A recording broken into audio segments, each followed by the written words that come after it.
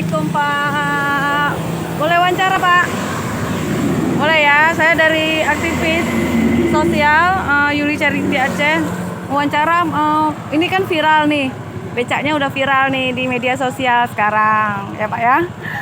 Saya melihat di sosmed selama ini kan udah viral, jadi bisa saya tanya wawancara sebentar Pak ya.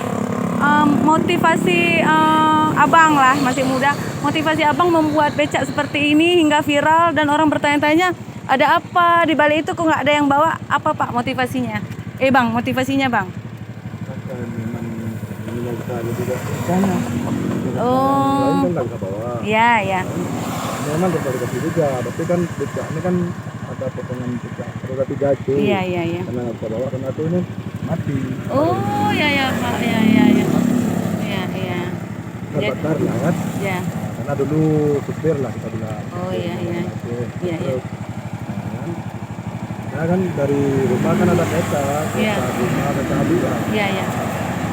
Itu kan utama dari sampai lebih lah kita bilang. Iya iya. Nah, sama orang mengkel. Iya. Jadi pinggir ini bisa katanya. Jadi kira ya di sini lah gitu.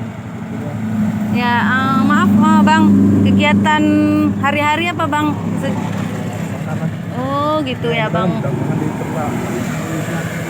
Iya iya ya Bang. Yang penting usaha Bang ya, karena memang selama ini saya kan cuma melihat di sosial media seperti itu. Jadi kadarullah hari ini saya mau ke Langsa, ada acara berjumpa sama Bang hari ini, ya gitu ya Bang.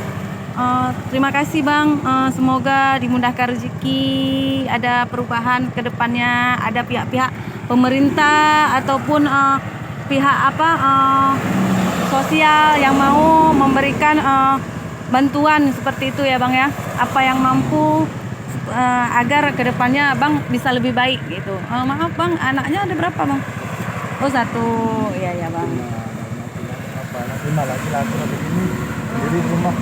Oh istrinya udah pergi Bang ya? Oh nggak apa-apa Bang, pasti ada ini juga nanti dengan di-share seperti ini mungkin ada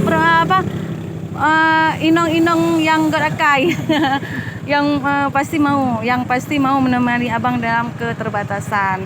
Terima kasih Bang Be.